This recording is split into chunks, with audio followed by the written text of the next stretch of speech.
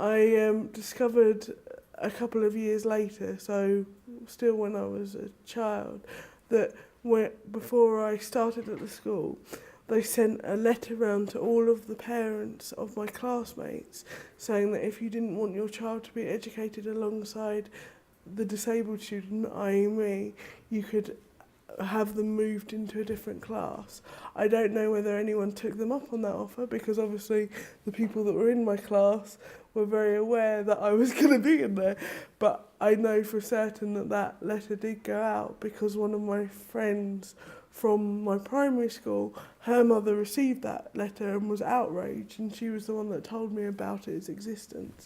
They were very, very determined to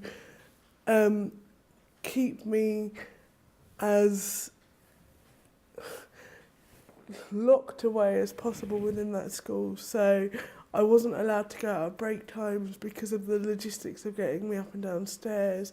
They discouraged me from taking part in any of the activities that involved going off site, so I wasn't allowed to learn to swim with my classmates or go on any trips.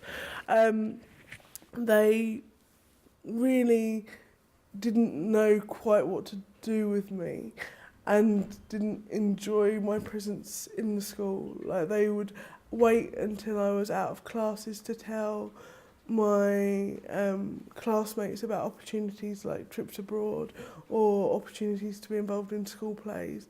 They actively didn't want me involved in anything. My transport to and from school and its fixed nature, because I was transported with kids attending a local special school, so I had to fit into their transport rota rather than what my school would necessarily do, which meant that I couldn't take part in any activities that happened after school or before school because my school day was incredibly fixed. The school kind of anticised their kind of shock at having to have me by on my last day at the school, age 12, the headmaster took me aside and turned around to me and went, "Zara, we never wanted to have you at the school, but you've pleasantly surprised us." Like, that was meant to be some kind of compliment, but actually saying that to a 12-year-old, not the most conducive thing to positive self-esteem. Luckily, I'm stubborn and have an automatic reaction to want to defy anyone that tells me I can't do something or I shouldn't be doing it. But in the same school, I was told that I would never get a qualification or a GCSE, so why was I bothering?